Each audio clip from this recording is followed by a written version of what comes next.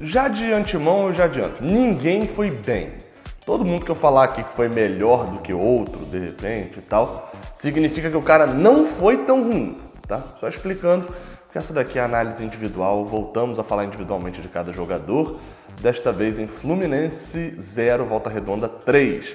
Reestreia do futebol do Fluminense, ainda não marcamos gols depois da pandemia, e enfim, quarta rodada da Taça Rio, resultado que tira da gente a liderança da classificação geral do Campeonato Carioca e praticamente não deve devolver pra gente, então teremos sérios problemas ainda para ganhar esse Carioca. Mas vamos lá, deixa seu like aqui embaixo, se inscreve aqui no canal e vamos embora, porque dessa vez, agora não são mais 14 jogadores e um técnico, né? Agora são 16 jogadores que eu tenho que falar. Vamos começar com Murievski, enfim, Muriel, pra mim é bem simples resumir a atuação de Muriel, porque são dois lances para resumir. Ele entrega o jogo com 2 minutos... Entrega o jogo não, ele entrega um gol com 2 minutos de jogo. Sim, entrega. Foi um frangaço. É o frango clássico.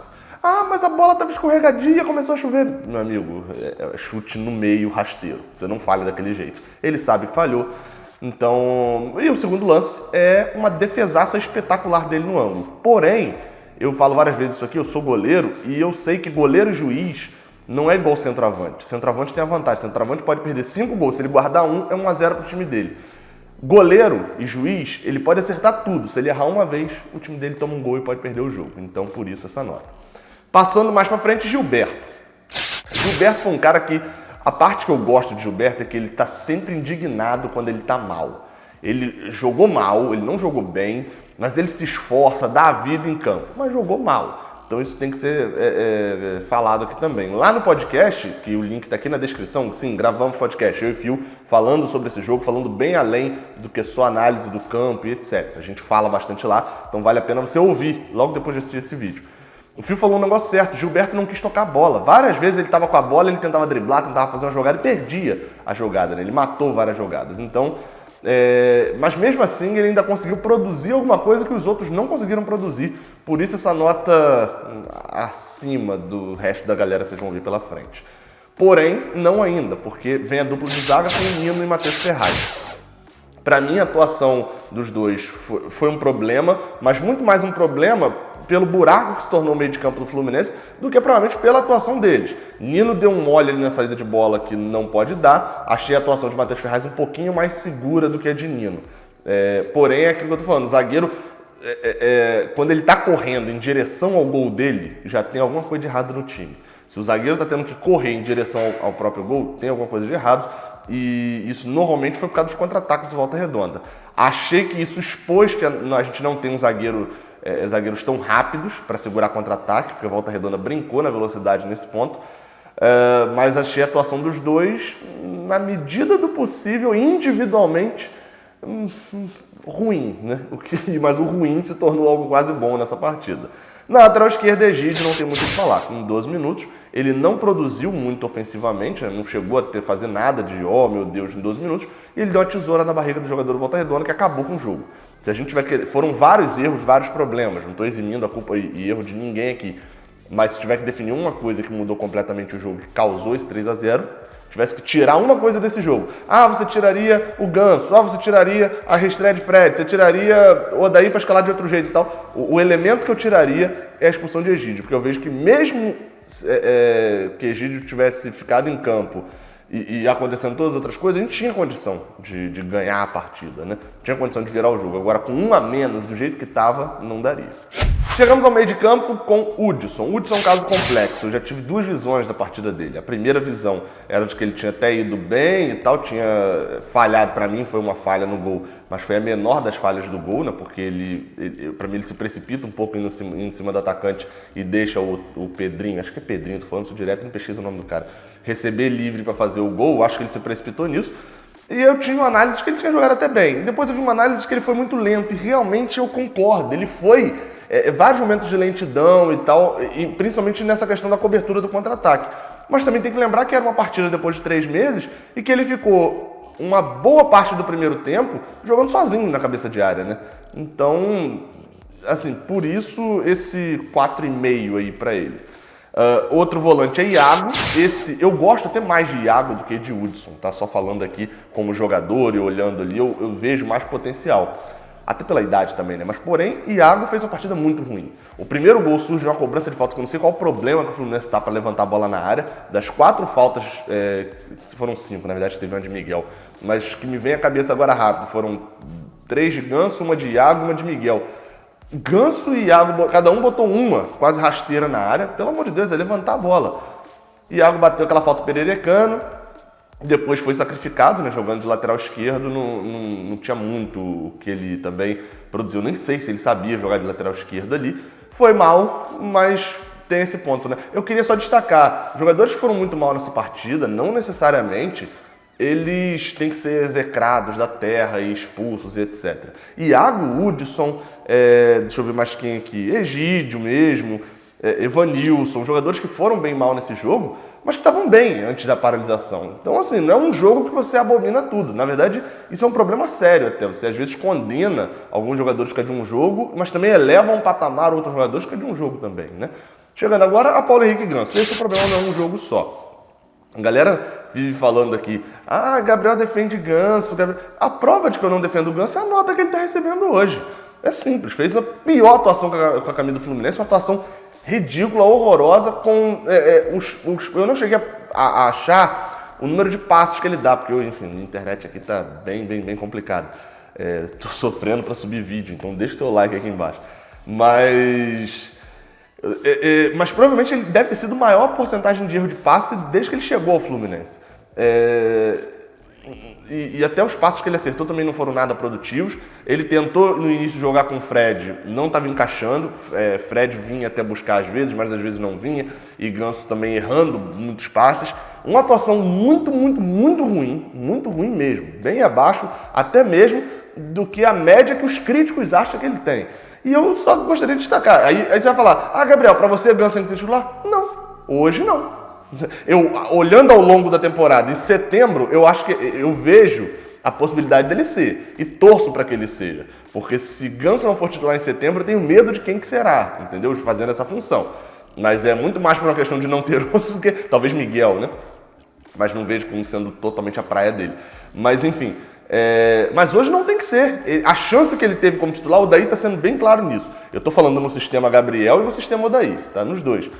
Ganso não tem que ser titular porque dentro da oportunidade que ele teve, ele entrou um jogo no primeiro tempo, que é aquele contra o Motoclube, entrou rendendo muito bem, junto com o Nenê. Quando ele entrou sozinho agora, como o meia sozinho, ele não rendeu nada. Mas o time jogou todo mal. Tá, mas também por causa dele. Então eu começo a cogitar também uma coisa. Por que não testar, de repente, Ganso com o Nenê? Como foi o time contra o Motoclube?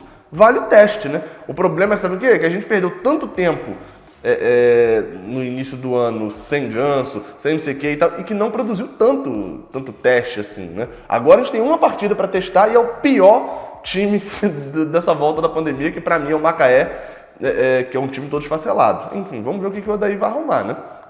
No ataque, agora sendo bem mais breve, porque foram jogadores que participaram muito menos do jogo, tirando o Marcos Paulo. Marcos Paulo participou praticamente a mesma quantidade de vezes que Evanilson do jogo. Só que o Marcos Paulo jogou o quê? 30 minutos mais ou menos. Acho que ele sai com 30 e pouquinho. Era o jogador, pra mim foi o melhor do Fluminense em campo. Ele vai empatar a nota dele com outro jogador mais pra frente. Mas pra mim ele foi o melhor jogador em campo do Fluminense. Talvez porque não tenha tido tempo também pra jogar mal. Ele foi substituído muito cedo, mas eu acredito que a função que o Odair manteve Evanilson fazendo em campo, o Marcos Paulo faria. A função que o Odair manteve Ganso em campo, Marcos Paulo faria. A função que o Odair manteve Iago fazendo em campo depois da mexida do Ourinho, recuaria o Ganso e Marcos Paulo faria de Ganso. Ele tirou o pior jogador que ele poderia tirar, Marcos Paulo até estava bem na partida. E aí vem Evanilson, que eu já comentei, que achei... O primeiro tempo eu desconto dele porque ele estava fora da posição. O Evanilson não é ponta, ele já mostrou que não joga bem na ponta, então o erro é de quem escala. Beleza. Segundo tempo, não. Segundo tempo, eu fui lembrar que o Evanilson estava em campo com 30 do segundo tempo. Ele estava de centroavante. Não foi bem, sumiu do jogo de uma forma inacreditável. É óbvio que se o centroavante some do jogo, eu sempre falo isso. Também tem culpa do time? Tem, beleza, mas sumiu do jogo. Então, né? Não foi bem e tem que saber que não foi bem também. Foi muito mal na partida. E E por último, o Fred. Acabei de falar, se o centroavante some também tem culpa do time, mas também tem culpa do jogador. Uma estreia bem ofuscada, bem mal assim, mas foi um tempo só. A gente ainda aguarda dias melhores. Já tentou participar do jogo, saindo da área, mas de fato mesmo, a bola que chegou para Evanilson no primeiro tempo, que ele perdeu o gol, era para ter chegado para Fred. Não chegou nenhuma, nem parecida com essa. Vamos aguardar o jogo contra o Macaé, que ele gosta de meter o primeiro gol no time do Fluminense contra o Macaé, né? Passando para os reservas, esses agora bem rapidinho. Até porque Ourinho. A nota que ele tá aí, você estava esperando um 0, né, para Ourinho, eu tenho certeza disso. Mas não, eu tenho que destacar, Ourinho fez uma partida muito ruim. A gente não esperava nada melhor dele. Mas há de se destacar que Ourinho fez 2 boas jogadas. Apesar de ter matado vários contra-ataques, ter destruído muita coisa, etc. Mas fez 2 boas jogadas, inclusive aqui Caio Paulista, que é o outro que eu vou falar agora, perde o gol entre aspas. Aquela jogada era quase impossível dele fazer o gol. Porque para ele fazer o gol, só se ele adivinhasse que o cruzamento ia vir ali. Porque do jeito que ele foi na bola, que era normal, ou a bola ia vir do jeito que veio, ou veio meio atrás para ele. Se a bola viesse mais na frente para ele cabecear pro gol, o goleiro tirava. E se ela viesse mais fraquinha, ele passava da bola. Então, Caio Paulista, que até entrou bem pela direita, mas também já contando com os passos que o Volta Redonda deu, que não dava antes. E com o Fluminense tendo pontas de verdade. Acho que o Odair entendeu o recado de que precisa, ele vai precisar escolher entre Marcos Paulo, Evanilson e Fred, pelo menos tirar um dos 3 para botar um ponto. O Wellington Silva, Pacheco, Caio Paulista, algum desses. Porque o time melhorou muito na ponta direita e na ponta esquerda com a entrada, simples entrada de pontas. Caio Paulista foi para dentro algumas jogadas, achei que se embolando um pouco, mas também é normal de falta de ritmo de jogo. O outro é Fernando Pacheco. Achei que entrou um pouquinho melhor do que Caio Paulista porque ele produziu um pouco mais. Mas perdeu o gol também, que não pode perder, né? Aquele lance que eu vou falar já do Michel Araújo, o passe que ele dá, o Pacheco entrega o gol. Faltou faro de gol e calma, né? Porque o goleiro já vem caindo, que se ele dá só um tapinha com a bola pra frente, o goleiro tava tão caído que ele driblava o goleiro. Faltou calma, faltou tranquilidade, faro de gol. Mas entrou bem. Achei que ele não entrou bem, né? Porque comparado com o resto do time, parece que Fernando Pacheco é o novo craque da seleção peruana. Ele entrou bem e olha a nota dele, né? Enfim, né? Vamos pro próximo aqui, que é Michel Araújo, que é o que eu acho que empatou com o Marcos Paulo como melhor do jogo, mas ambos jogaram ali 20 e poucos minutos só da partida, né? Um no início e outro no final. Michel Araújo, ele deu um passe ali, aí você pode falar... Eu falei isso, inclusive. Pô, mas ele sumiu bastante do jogo, não apareceu tanto e tal. Mas ele estava vindo buscar bola lá atrás, às vezes. E o passe que ele deu pro Fernando Pacheco, o Fio falou isso lá no podcast, eu tive que concordar agora de manhã, já gravando isso, de que se é o Ganso que dá aquele passe, a gente tá falando, aí ó, o cara precisa de uma bola só para resolver o jogo, o atacante aqui não faz o gol. E é fato. Gostei da entrada dele, mas ainda jogou muito pouco para eu pedir o cara de titular e tal. Mas enfim, fica aí a recomendação de que Michel Araújo tenha mais minutos para poder jogar pelo Fluminense. E para fechar, Miguel, que praticamente não atuou, né? Já entrou já bem no final, entrou com muita vontade, mas acabou não conseguindo produzir muita coisa, então fica sem nota. Odair Hellmann, não dou mais nota para técnico, tá? Porque, enfim, acho que em toda a análise aqui, eu já falei bastante sobre o Odair, sobre as escolhas dele. Achei que escolheu muito mal, mexeu muito mal, e já vinha fazendo isso, só que o jogo contra o Vasco apaga isso da nossa memória. A última partida, ele ganhou uma partida super importante, que foi contra o Vasco pré-pandemia, foi a partida que ficou na nossa mente durante um bom tempo, e era o Vasco do Abel e o time reserva daquele Vasco do Abel. Então, né, pelo amor de Deus, 3 dias antes ele estava perdendo o Figueirense de maneira vexatória. E agora, na volta, ele ganhou uma partida importantíssima para a gente passar toda a pandemia em alta, né, achando o Fluminense o melhor time do mundo, e ele perde a pior partida, porque o Brasil inteiro estava vendo, era reestreia, a gente na seca, e tudo é intensificado por a gente estar 3 meses sem ver futebol. Se o Fred erra um passe, ele é o pior passador do mundo. Se o Ganso erra um lançamento, ele não sabe jogar bola na vida inteira. Isso é normal, a gente está 3 meses sem ver futebol. Mas um fato é, o Odair errou na escalação nem tanto, mas principalmente na mexida. Na escalação ele errou no trio de ataque, para mim, e nas mexidas, aí quando ele não errava quem entrava, ele errava quem saía, né? Mas enfim, quinta-feira tem Macaé. Não se esquece do like aqui embaixo, se inscrever aqui no canal, saudações tricolores e até a próxima. Vai ouvir o podcast, valeu!